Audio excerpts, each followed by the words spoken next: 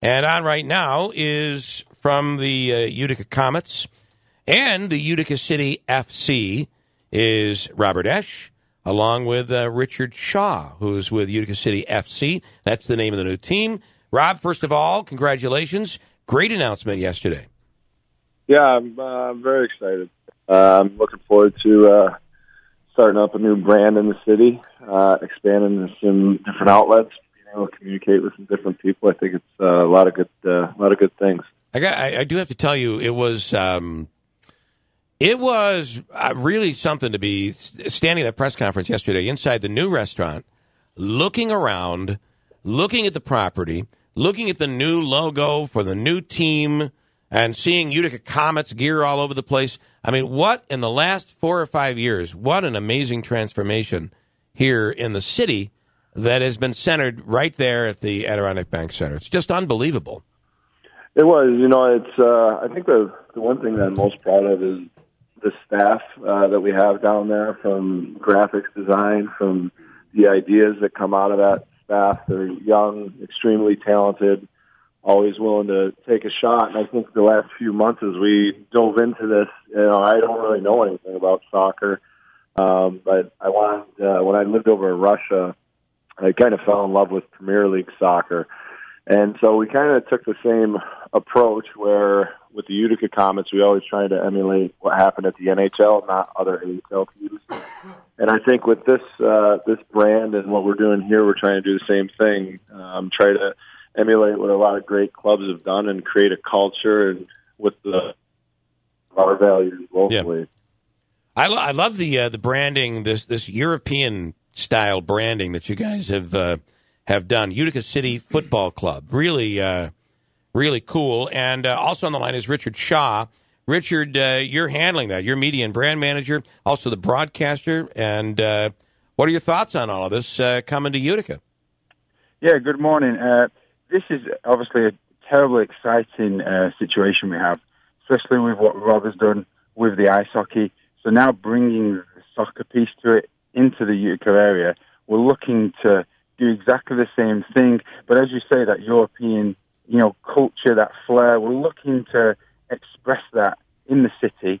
So obviously all the families, the diversity, the culture that we have in the area can really soak that up and obviously feel the excitement. It really is. And as you say, the press conference yesterday went so well. Yeah. The branding has been through the roof. We've had so many compliments, and we're just really excited to get going now full throttle. It is going to be really different, Rob, to see turf in the auditorium.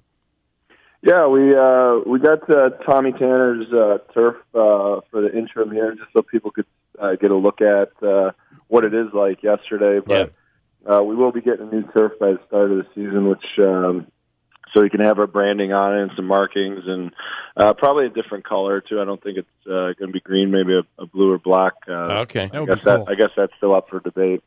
Yeah. Go ahead, Rob. I know, I don't want to get too far ahead of us here, but with Nexus, is the idea that it would always be at Adirondack Bank, or would it maybe be in the Nexus Center?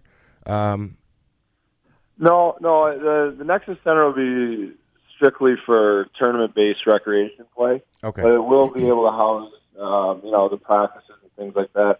I think the Adirondack Bank Center, for at least my vision for it, was always going to be, an event center, ticketed events, things of that nature. Mm-hmm. And Nexus is an offshoot of, tournaments, practices, things like that, where, at the most you'll have 500 to maybe 150 people surrounding each one of them. Okay. And what's cool about it is it's got almost that now it's becoming more and more like the Madison Square Garden feel, because, you've got the Knicks, the Rangers, they're all kind of playing in some cases simultaneously their seasons. So it's kind of exciting. It probably will take a little bit more organization, but how exciting that you're going to have multiple seasons with Utica College, the Comets, and now Utica City FC kind of all sharing the space. Yeah. It's pretty awesome.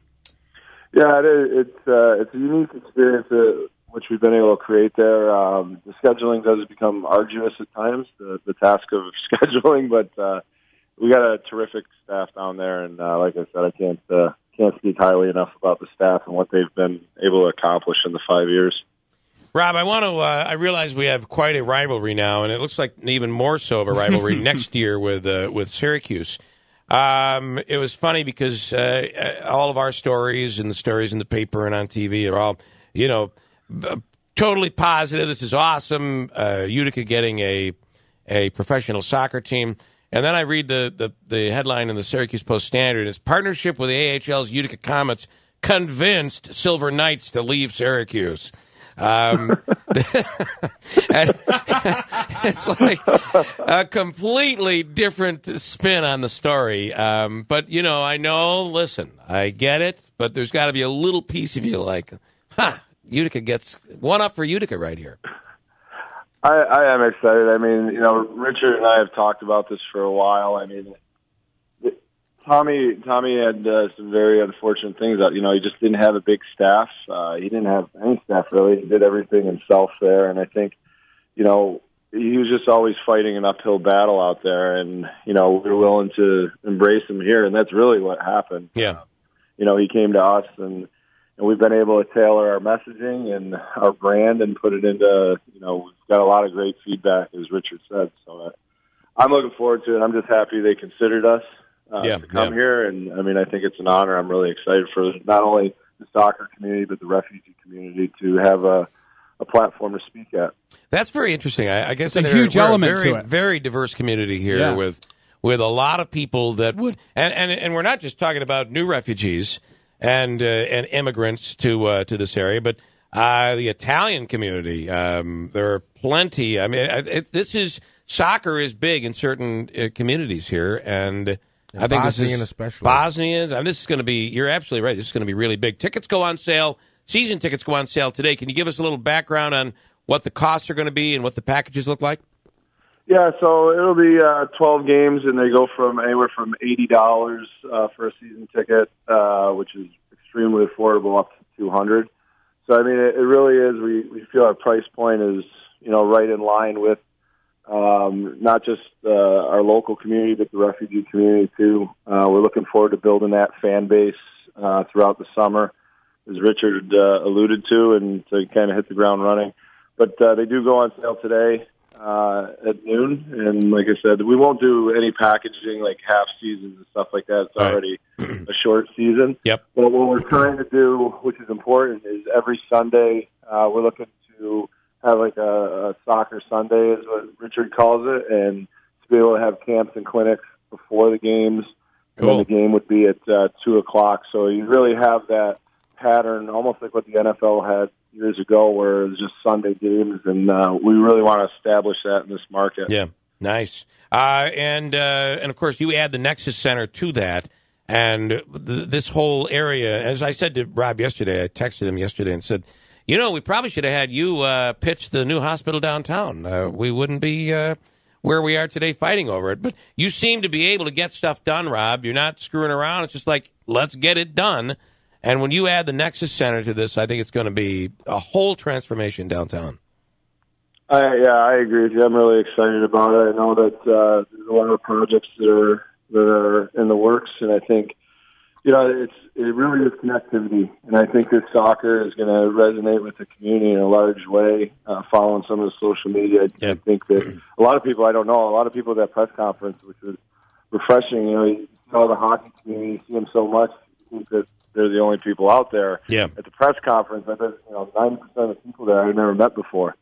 So it was really exciting for me, and that connectivity is really what drives all these projects. Right, very cool. And finally, Richard Shaw, quick on your background, where you come from, and your thoughts on settling in Utica.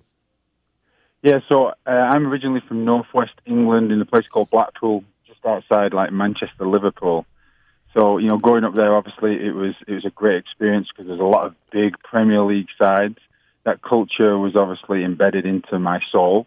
And then, being able to come over to the U.S. and get involved in soccer for the last 20 years in this country has been obviously a wonderful experience for me personally. And now to come into the Utica community with a professional, which is actually going to be the only professional soccer team in upstate New York, which is, obviously is a fantastic thing to have. Yeah. And have that in the Utica community, get everyone together, get them coming to the games. and just showing the people of how powerful this sport can be at the professional level, and just having the fans out there and cheering for the team and just getting to know the lads on the side. Pretty cool. Just to follow up on a previous segment, in your opinion, is it ahistoric or anhistoric? You don't have to answer. As a broadcaster, come on. He knows it's ahistoric. He knows that. It's 100% historic. Yeah, that's right. There you go. Good answer, Richard. On his toes. Perfect. All right, Richard. Richard Shaw, Robert Esche. We're going to get along just fine, Richard. This is going to be perfect. Glad to hear it. Richard Shaw, Rob Esche, thank you guys, and congratulations. This is big. Thank you so much. Thank you. Congrats, guys. Thanks. We'll break and come back at WIBX.